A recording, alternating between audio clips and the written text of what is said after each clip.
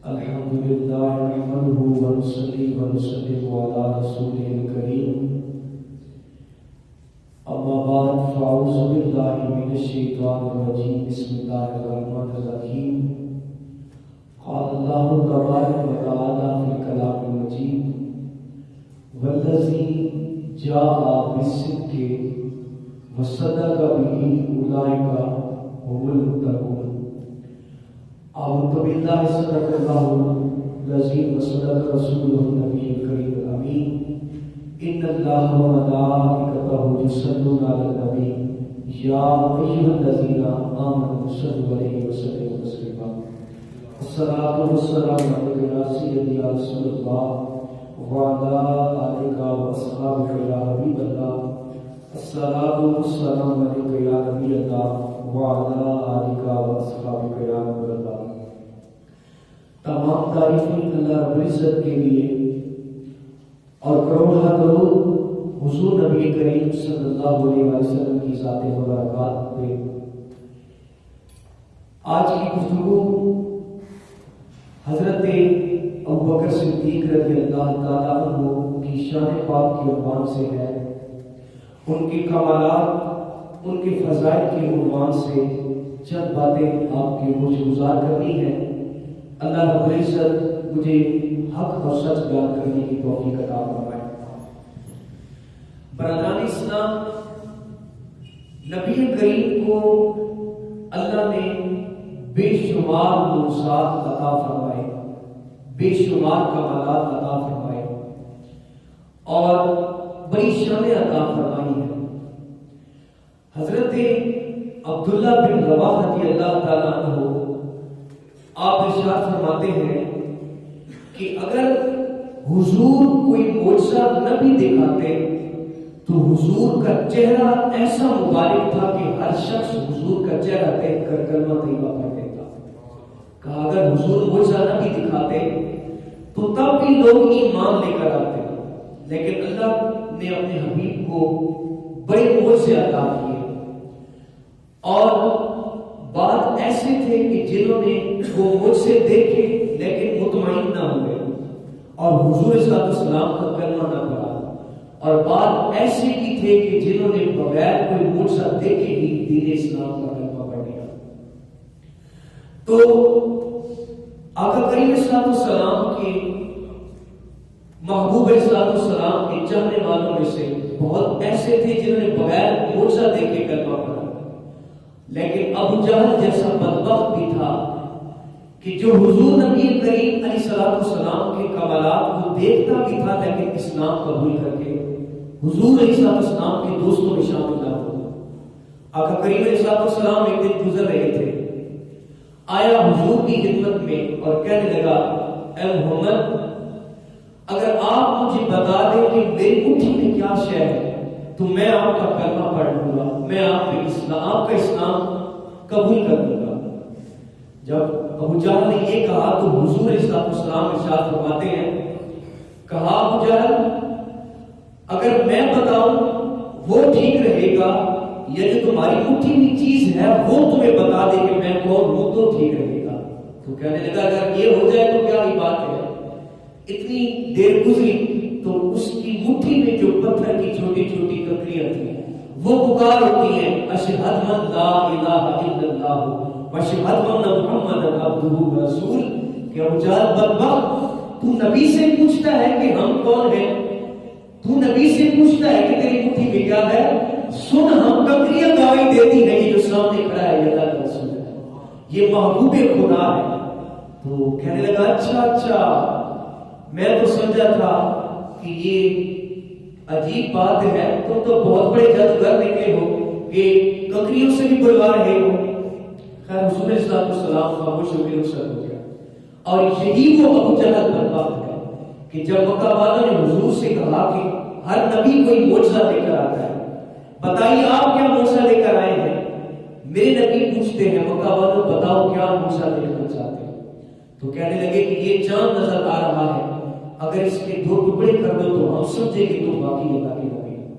حضور نے انگلی کے ساتھ اشارہ کیا، تاریخ گواہ ہے چاند کے 2 ٹکڑے ہوئے، ایک دائیں ہو گیا اور ایک بائیں ہو گیا. مکہ والے دیکھ کر حیران ہیں، لیکن جب کسی انسان کو یقین نہ کرنا ہو تو پھر اسے جتنی بھی دلیلیں دے دو اسے یقین نہیں آتا۔ ابو جہل بابا کہنے لگا اچھا ہم تو سمجھے تھے کہ آپ کا جادو صرف زمین پہ چلتا ہے، لیکن آپ تو آسمان پہ بھی جادو چلاتے ہیں۔ کہاں یہ بدبخت ہے کہ جس نے حضور کی اتنے معجزے بھی دیکھے لیکن اسلام قبول نہ کیا، اور کہاں حضرت ابو بکر ہے۔ میرے نبی فرماتے ہیں کہ میں نے جتنے لوگوں کو اسلام کی دعوت دی میں نے ان کے منہ سے یہ الفاظ سنے کہ آپ کوئی دلیل دیجئے نئے مذہب پہ، آپ جو دعوت دے رہے ہیں اس پہ کوئی دلیل دیجئے۔ اللہ کے محبوب فرماتے ہیں کہ ہر شخص نے مجھ سے دلیل مانگی، ابو بکر وہ واحد ہے کہ جب میں نے اسلام کی دعوت دی تو بغیر دلیل کے حضرت ابو بکر کو پر ایمان لے کر آ گئے۔ حضرت ابو بکر صدیق رضی اللہ تعالیٰ عنہ حضور کے غار یار ہیں، حضور کے دوستوں میں سے حضور کے سب سے اچھے دوست ہیں۔ آقا کریم علیہ السلام کی نکاح میں ان کی بیٹی بھی ہے، بہت عزت پانی ہے حضرت ابو بکر صدیق رضی اللہ تعالیٰ عنہ نے۔ ابو الحسن خرقانی ایک ولی گزرے ہیں، وہ حضرت بایزید بستامی علیہ رحمۃ اللہ تعالی علیہ کی سجادہ نشین تھے، ان کے بعد جو تھے ان کی گدی پہ گدی نشین ہوئے تھے۔ تو کسی نے جا کر ابو الحسن خرقانی سے ایک دن پوچھا کہ آپ ہمیں بتائیے کہ بایزید بستامی کا کردار کیسا تھا، وہ کیسی شخصیت تھے، اللہ کے اتنے بڑی ولی ہیں وہ کیسے تھے؟ ابو الحسن خرقانی کہتے ہیں کہ حضرت بایزید وہ برگزیدہ ہستی ہے کہ جو آپ کے چہرے کو دیکھتا تھا وہ اسلام قبول کر لیتا تھا، اگر کافر ہوتا تو دین اسلام کو قبول کر لیتا تھا۔ اب بہت سے ایسے تھے جنہوں نے مان لیا اور کچھ ایسے بھی تھے جنہیں یقین نہ آیا، کہنے لگے ابو الحسن خرقانی یہ کیسے ہو سکتا ہے کہ کوئی کسی کے چہرے کو دیکھے اور اسلام قبول کر لے؟ ہمارے سامنے ابو جہل کی مثال ہے، ساری زندگی اس نے حضور کو دیکھا لیکن اسلام قبول نہ کیا، اور آپ کہتے ہیں بایزید بستامی کو چہرے کو دیکھ کر لوگ اسلام قبول کرتے تھے۔ ابو الحسن خرقانی کہتے ہیں سوال کرنے والے خدا کی عزت کی قسم ہے ابو جہل نے میرے محبوب کو دیکھا ہی نہیں، میرے محبوب کو دیکھا ہی نہیں ہے۔ وہ سوال کرنے والا شخص کہتے ہیں حضرت میں ہزاروں دلیلیں دے سکتا ہوں کہ رسول اللہ کو دیکھا ہے۔ تو وہ بزرگ کہتے ہیں کہ میری سفید داڑھی ہے، ممبر رسول پہ بیٹھا ہوا تو میری بات کو سمجھ ہی نہیں رہا، کہا میری بات سن، ابو جہل نے جب بھی حضور کو دیکھا ہے تو اس نظر کو سے دیکھا ہے کہ یہ عبداللہ کا یتیم بیٹا ہے۔ یہ کیا ہے؟ عبداللہ کا یتیم بیٹا ہے۔ کہا خدا کی عزت کی قسم ہے اگر ایک دن بھی حضور کو نبی ہونے کی حیثیت سے دیکھتا تو پھر اسے یقین آ جاتا کہ اللہ کی نبی۔ اس نے تو دیکھا ہی اس لیے سے تھا کہ یہ عبداللہ کا یتیم بیٹا ہے جس کا کوئی والی وارث نہیں ہے۔ کہا ایک دن بھی اس نگاہ سے دیکھتا کہ یہ رب کا رسول ہو سکتا ہے تو اللہ ایمان کی دولت سے مالا مال کر دیتا۔ تو ایک جانب ایسے بدبخت لوگ ہیں جو پاس رہ کر بھی ایمان قبول نہیں کرتے، اور کہاں حضرت ابو بکر جیسے ہستیاں ہیں کہ جو حضور کی دعوت سنتے ہیں تو کوئی دلیل نہیں مانگتے بلکہ بغیر دلیل کے اسلام قبول کر دیتے ہیں۔ حضرت ابو بکر صدیق کو اللہ نے بڑی شان عطا کی ہے۔ حضرت انس کہتے ہیں کہ احد کے پہاڑ پہ ایک دن میں رسول اللہ حضرت ابو بکر اور حضرت عثمان کھڑے تھے، تو اچانک احد کا پہاڑ حرکت کرنے لگا۔ تو کہتے ہیں جب احد پہاڑ نے حرکت کی تو رسول اللہ صلی اللہ علیہ وسلم نے احد پہاڑ پر اپنا قدم مارا اور کہا ٹھہر جا، تو جانتا نہیں ہے کہ تیرے سینے پہ اللہ کا ایک نبی ہے اور ایک صدیق ہے اور دو شہید ہیں۔ کہتے ہیں نبی حضور خود تھے، صدیق حضرت ابو بکر تھے اور حضرت عمر اور حضرت عثمان شہید ہیں۔ حضرت انس کہتے ہیں پاؤں مارا حضور نے، کہا تو حرکت کر رہا ہے، تجھے معلوم نہیں ہے تیرے سینے پہ ایک اللہ کا نبی کھڑا ہے، ایک اللہ کا صدیق کھڑا ہے اور دو اللہ کے شہید کھڑے ہیں۔ تو حضرت ابو بکر کو اللہ رب العزت کے حبیب نے صدیق کہا ہے۔ صحابہ کہتے ہیں کہ اللہ کے نبی صلی اللہ علیہ وسلم نے فرمایا ابو بکر یہ جو میں نے آپ کو صدیق کہا ہے یہ آپ کا نام آپ کے رب نے رکھا ہے، یہ اللہ نے رکھا ہے۔ آج جس ہستی کو رب صدیق کہتا ہے، رب کا رسول صدیق کہتا ہے، آج ان کی ذات پر اعتراض کیے جاتے ہیں، ان کی خلافت میں شک کیا جاتا ہے، لیکن ہمارا اس بات پر ایمان ہے کہ حضرت ابو بکر امیر المومنین خلیفۃ المسلمین اور خلیفہ بلا فصل ہے، رسول اللہ کے بعد اگر کوئی افضل شخص ہے تو وہ حضرت ابو بکر کی ذات ہے۔ اللہ نے ان کو بڑے مقام اور بڑے مرتبے دیے۔ حضرت ابو ہریرہ رضی اللہ تعالیٰ عنہ فرماتے ہیں حضور کی مجلس لگی تھی، آقا کریم صحابہ سے گویا تھے اور کہنے لگے صحابہ جب قیامت کا دن ہوگا تو اللہ نمازیوں کو صلاح دے گا کہ نمازی آئیں اور جنت میں اس دروازے سے گزر جائے، پھر اللہ تعالیٰ صدقہ دینے والوں کو بلائے گا، صدقہ دینے والے اس دروازے سے گزر جائے، پھر اللہ حاجیوں کو بلائے گا، حاجی فلاں دروازے سے گزر جائے، روزہ داروں کو بلائے گا، فلاں دروازے سے گزر جائے، حتیٰ کہ حضرت ابو ہریرہ کہتے ہیں حضور نے 8 دروازے بیان کیے کہ فلاں شخص فلاں دروازے سے، فلاں شخص فلاں دروازے سے۔ کہتے جب حضور نے بات مکمل کی تو حضرت ابو بکر حضور سے پوچھتے ہیں یا رسول اللہ یہ تو ٹھیک ہو گیا لیکن کوئی ایسا بھی خوش نصیب ہوگا کہ جسے اجازت ہوگی کہ وہ ان 8 میں سے جس میں سے چاہے گزر جائے۔ کہتے جب حضرت ابو بکر نے یہ پوچھا نا تو حضور نے کہا ہاں ابو بکر میرا وجدان کہتا ہے کہ تو ہی وہ ہوگا جسے کہا جائے گا کہ ابو بکر جس دروازے سے تیرا جی چاہتا ہے جنت میں داخل ہو۔ کہا ابو بکر آپ وہ متقی انسان ہیں، آپ وہ نیک اور پارسا انسان ہیں۔ کہا جس دروازے میں سے گزرنا چاہو گے اللہ آپ کو اجازت دے گا، آپ اس دروازے میں سے گزر جائیں۔ حضرت ابو بکر صدیق رضی اللہ تعالیٰ عنہ ان کے فضائل اللہ نے قرآن میں بھی بیان کیے۔ ہجرت کا واقعہ آپ نے بارہا مرتبہ سنا ہے کہ جب حضور پر مکہ میں حالات تنگ کر دیے گئے، اللہ کے نبی صلی اللہ علیہ وسلم نے مکہ کو چھوڑنے کا ارادہ فرمایا، اللہ کا حکم آیا کہ حضرت مولا کائنات علی المرتضیٰ کو اپنے بستر پہ بٹھائیں،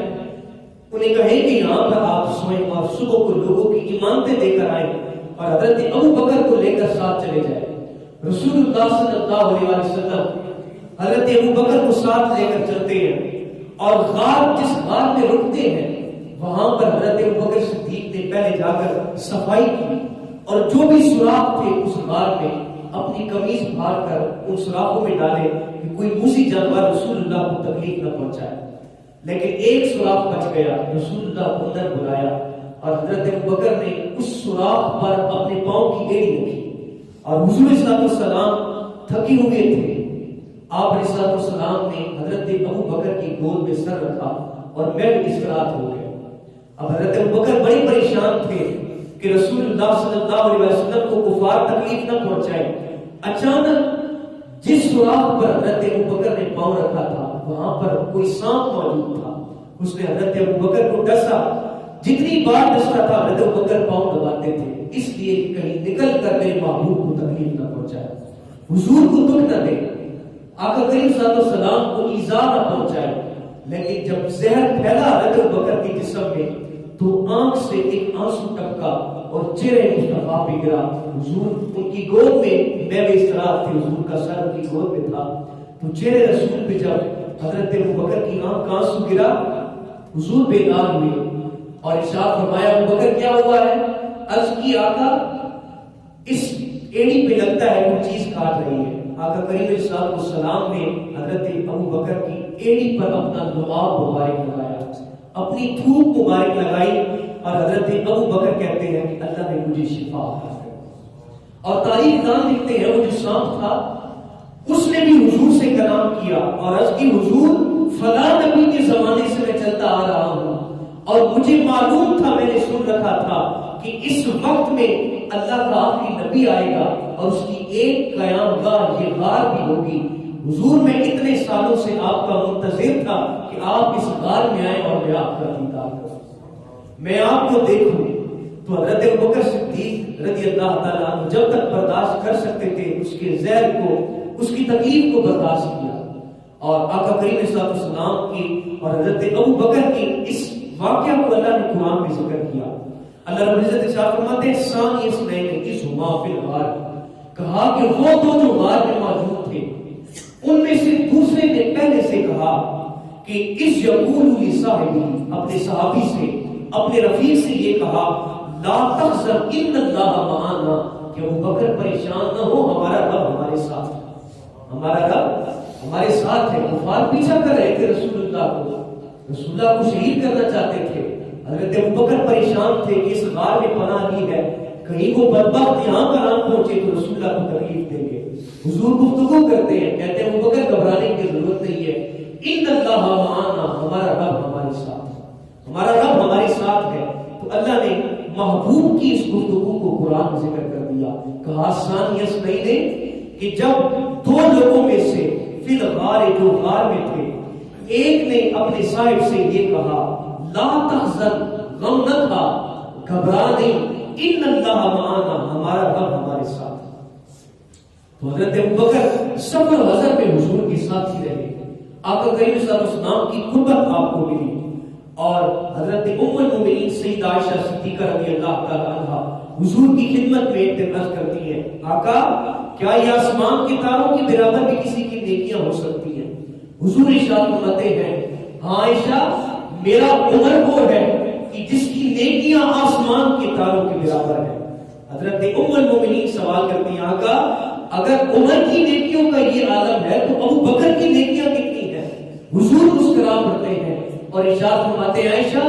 عمر کی ساری زندگی کی نیکیاں ایک طرف ہیں، ابو بکر کی جو غار میں میرے ساتھ رات گزاری تھی وہ نیکیاں ایک طرف۔ عمر کی نیکیاں زندگی کی ایک جانب، اور ابو بکر نے جو غار میں میرے ساتھ راتیں گزاری تھی ان کی نیکیاں عمر کی ساری زندگی کی نیکیوں پر غالب ہیں۔